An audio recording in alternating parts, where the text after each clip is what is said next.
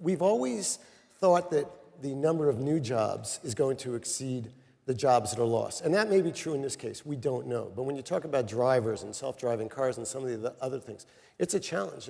And you started talking about all the different things you're doing. So I'd like to go through some of the things that the White House and the administration are doing.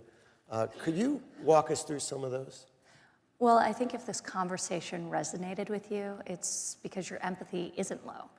So first and foremost, but this president campaigned on lifting all Americans, but really focused on the forgotten men and women of this country. You just mentioned self-driving cars. Well, in the majority of the states in this country, truck driving is the single largest occupation.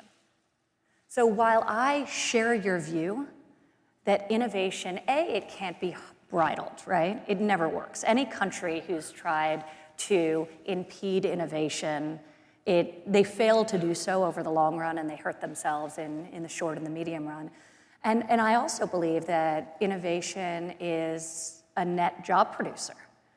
Jobs will be created in industries that don't even exist today because of innovation. Innovation will enable productivity innovation will allow for more inclusive growth.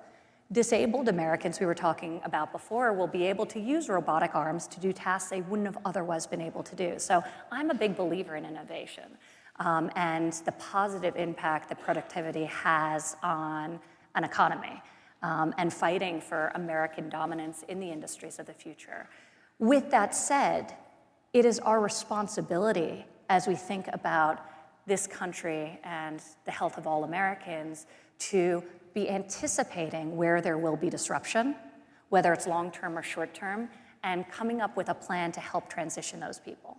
So when I hear employers would come to me and they'd say, we need more skilled workers, we need more skilled workers, and then I'd read about them laying off segments of their workforce because they were investing in productivity and not having spent the time when they had known 3 years prior they'd be making that investment and upgrading those systems, not taking the time to take those workers and reskill them and retrain them into their job vacancies, well, I have very little sympathy for that.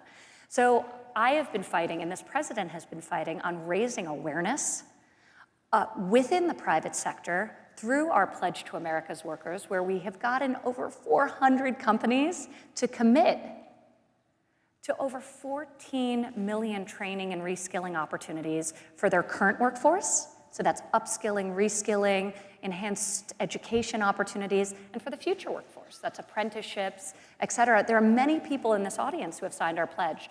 I was just backstage chatting with Mark Benioff from Salesforce, who's right there. He signed our pledge with us in Indiana. We were together in Indianapolis last spring to skill 1 million American workers over the next 5 years. So we're very excited.